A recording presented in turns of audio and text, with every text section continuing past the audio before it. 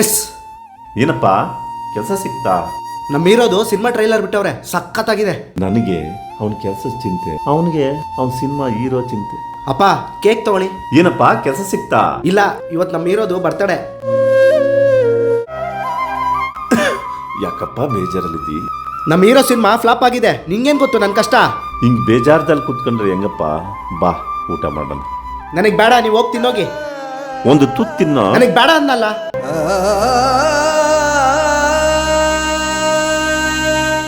ನನ್ನ ಜೀವನದಲ್ಲೂ ಹೀರೋ ಇದ್ದಾನೆ. ಅವ್ನು ನಗ್ತಾ ಇದ್ರೆ ನಾನು ಯಾವಾಗಲೂ ನಗ್ತಲೇ ಇರ್ತೀನಿ. ನನ್ನ ಹೀರೋ ಹತ್ರ ನಾನು ಅಳ್ತೀನಿ. ನನಗೆ ನನ್ನ ಹೀರೋ ಅಂದರೆ ಪ್ರಾಣ ಕಣಪ್ಪ. ಆದರೆ ಏನು ಮಾಡೋದು, ಅವ್ನಿಗೆ ಇನ್ನೊಬ್ಬ ಹೀರೋ ಅಂದರೆ ಪ್ರಾಣ.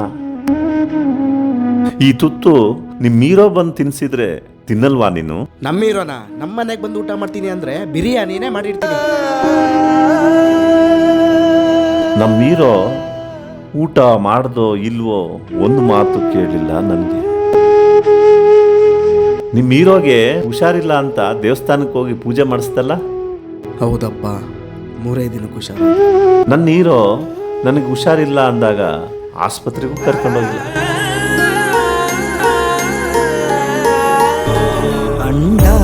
ನಿಮ್ಮ ಹೀರೋ ಚೆನ್ನಾಗಿರ್ಲಿ ಅಂತ ಕೋಟ್ಯಾಂತರ ಅಭಿಮಾನಿಗಳು ಬೇಡ್ಕೊಂತಾರಪ್ಪ. ನನ್ನ ಹೀರೋನ ಬೇಡ್ಕೊಳ್ಳಕ್ಕೆ ಒಬ್ಬನೇ ಒಬ್ಬ ಅಭಿಮಾನಿ. ಅವನಿಗೂ ವಯಸ್ಸಾಗೋಯ್ತು, ಯಾವಾಗ ಸತ್ತೋಗ್ತಾನೋ.